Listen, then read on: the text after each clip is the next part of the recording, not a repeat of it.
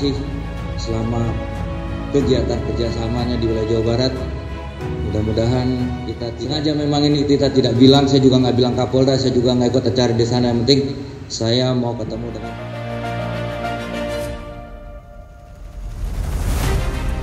Sukabumi Selatan sini untuk melihat tepat tidak sasaran nanti apa yang sudah dilatihkan.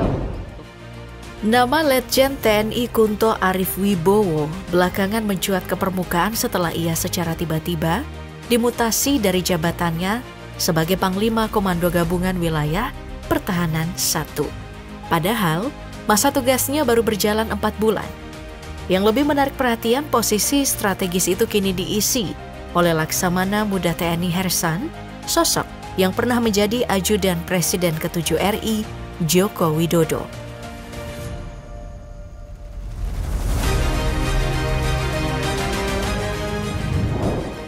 Di permukaan, mutasi mungkin tampak sebagai hal rutin dalam tubuh TNI.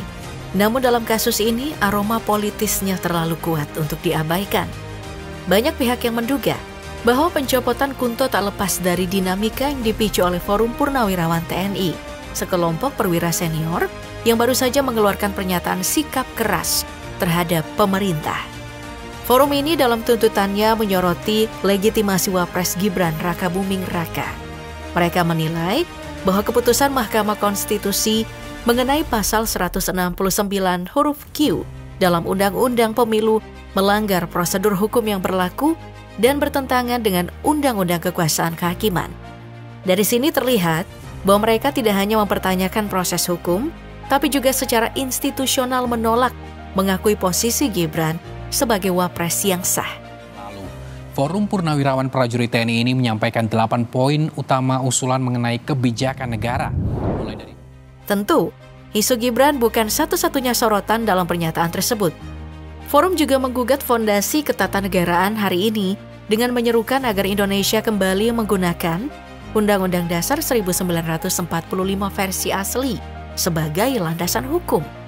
Meski mereka menyatakan dukungan terhadap program Asta Cita dari Kabinet Merah Putih, proyek pembangunan IKN justru mereka kecualikan. Sebuah proyek yang sangat lekat dengan warisan Presiden Jokowi.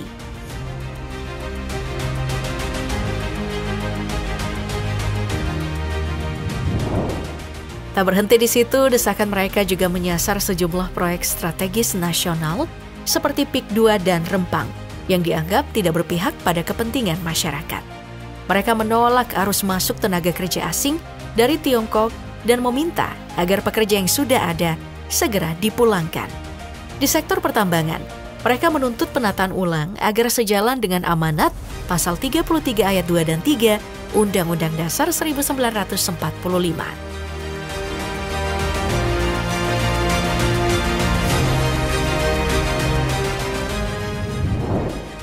Forum Purnawirawan TNI juga menyoroti institusi kepolisian.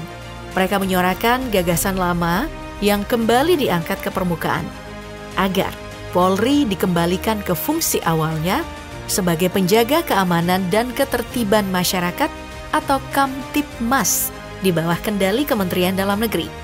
Isu ini bersama dengan proyek-proyek kontroversial seperti PSN Rempang, PIK 2 yang dikenal sebagai proyek milik Aguan, serta persoalan tenaga kerja asing dan tambang. Semuanya ditautkan sebagai jejak warisan kebijakan era Presiden Joko Widodo. Pertama-tama saya ingin menyampaikan penghargaan dan apresiasi yang tinggi atas kerja. Lebih dari itu, dalam poin ke-6 pernyataannya, forum ini tak ragu menyarankan agar Presiden Prabowo melakukan perombakan kabinet. Menteri-menteri yang dinilai bermasalah, entah karena dugaan korupsi atau loyalitas yang masih tertambat pada kepentingan Presiden ke-7, diminta untuk segera diganti.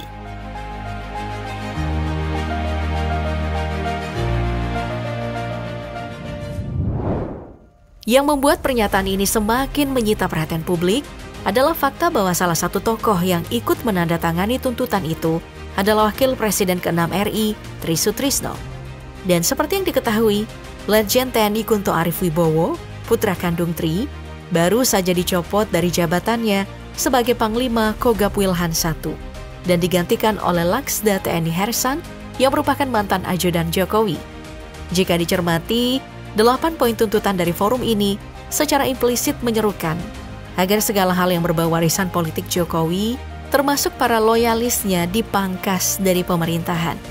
Ini memunculkan pertanyaan, mungkinkah mutasi Letjen Kunto berkaitan langsung dengan sikap keras forum purnawirawan ini? Apalagi mengingat posisi Panglima TNI saat ini juga dikaitkan dengan lingkaran kekuasaan yang sering dijuluki Geng Solo.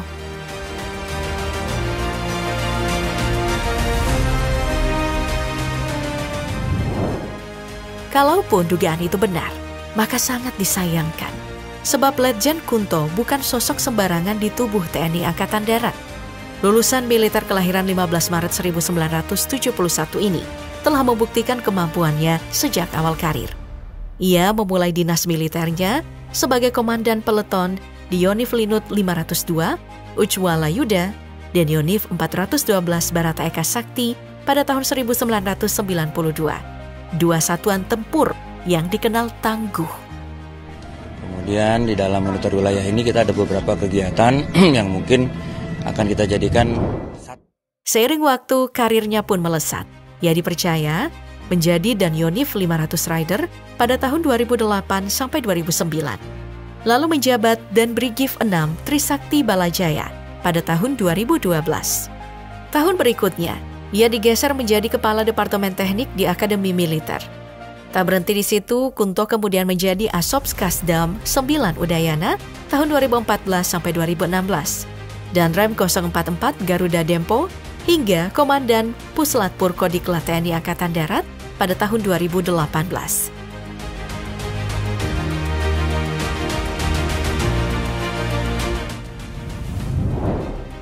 Kenaikan pangkat Letjen TNI Kunto Arif Wibowo merupakan buah dari perjalanan panjang di medan tugas. Ia mulai menyandang bintang 1 saat dipercaya menjadi Komandan Korem 032 Wirabraja di tahun 2018. Karirnya terus menanjak ketika pada tahun 2021 ia ditunjuk sebagai Panglima Divisi Infanteri 3 Kostrat, jabatan yang membawanya ke level Mayor Jenderal. Lonjakan pangkat terakhir terjadi pada awal tahun 2025 saat ia dilantik sebagai Panglima Kogab Wilhan I dan resmi mengenakan 3 bintang di pundaknya. Namun ironisnya, jabatan prestisius itu hanya berlangsung singkat. Sengaja memang ini kita tidak bilang, saya juga nggak bilang Kapolda, saya juga nggak ikut acara di sana. Yang penting saya mau ketemu dengan. Di sisi lain, kabar baiknya, situasi ini tak berdampak pada sang kakak, Irjen Firman Santiabudi. Mantan Kakor Lantas Polri ini telah mengakhiri masa tugasnya sejak 2023 setelah menjabat salah satu posisi penting di institusi kepolisian 2 tahun sebelumnya. Fakta bahwa ia sudah pensiun membuatnya tak tersentuh gejolak yang mungkin ditimbulkan oleh peran sang ayah Tri Sutrisno dalam forum purnawirawan TNI. Sebab jika masih aktif, besar kemungkinan Firman pun bisa terdampak mutasi, mengingat eratnya kaitan antara Polri dan Presiden Jokowi yang masih berlangsung hingga kini. Kami berharap Jasa Marga dan Korlantas Polri dapat terus bersama-sama memberikan pelayanan terbaik. Andai Firman masih aktif dan terkena imbas dari dinamika politik ini, maka kekhawatiran publik bahwa birokrasi kita sedang berada dalam kondisi tidak sehat mungkin bukan sekadar dugaan. Karena sejatinya, Firman bukan polisi biasa. Lahir pada 17 November 1965, ia telah menorehkan banyak jasa dalam pengabdiannya di Polri. Di tahun 2021, menjadi salah satu puncak penghargaan baginya. Ia dianugerahi Satya Lancana Bhakti Buana, sebuah penghormatan bagi personil yang mengemban tugas kepolisian internasional dengan disiplin dan tanggung jawab yang tinggi. Di tahun yang sama, ia juga menerima Satya Lancana Pengabdian 32 tahun sebagai bentuk apresiasi atas dedikasinya selama lebih dari 3 dekade berturut-turut dalam institusi kepolisian. Bisa memperbaiki komunikasi kita di jalan, karena sekali lagi keberhasilan untuk... Pada tahun 2019, Irjen Firman Santiabudi kembali mengukir prestasi penting dalam karirnya di institusi kepolisian. Ia dianugerahi Bintang Bayangkara, salah satu penghargaan tertinggi dari pemerintah Republik Indonesia, sebagai bentuk pengakuan atas kontribusinya dalam pengembangan dan kemajuan Polri. Selama menjabat sebagai Kakor Lantas, Ia dikenal aktif memperkuat sinergi kelembagaan, salah satunya melalui kemitraan strategis bersama Jasara Harja. Di bawah kepemimpinan Firman dan Dirut Jasara Harja Rifan A. Purwantono, lahirlah program bersama yang berfokus pada peningkatan keselamatan dan ketertiban lalu lintas nasional. Salah satu inisiatif andalan dari kolaborasi tersebut adalah Electronic Traffic Law Enforcement atau ETLE. Sistem penegakan hukum berbasis teknologi ini tidak hanya meningkatkan efektivitas tilang elektronik, tapi juga berkontribusi langsung dalam menurunkan angka kecelakaan. Buktinya terlihat jelas saat operasi ketupat 2023 digelar, angka kecelakaan lalu lintas turun 19% dibandingkan tahun-tahun sebelumnya. Ya, kita berada pada operasi yang sedang beberapa wilayah mengalami bencana. Ada pepatah bijak yang menyebut, anak adalah cerminan orang tua. Dalam hal ini tampaknya berlaku sempurna untuk keluarga Tri Sutrisno. Sosok Purnawirawan Jenderal ini bukan sekadar tokoh militer biasa. Ia telah menduduki berbagai posisi penting dalam struktur TNI, mulai dari Kepala Staf di tingkat Kodam, kemudian naik menjadi Kepala Staf TNI Angkatan Darat, hingga dipercaya sebagai Panglima ABRI. Karir militernya cemerlang, tapi tidak berhenti di sana. Setelah pensiun dari ketentaraan, Tri terjun ke ranah politik dan berhasil menduduki posisi wakil presiden mendampingi Soeharto. Prestasi Tri Sutrisno pun tidak berhenti di level domestik. Di kancah internasional, ia mendapat berbagai penghargaan bergengsi dari negara sahabat sebagai pengakuan atas kiprah dan diplomasi militernya.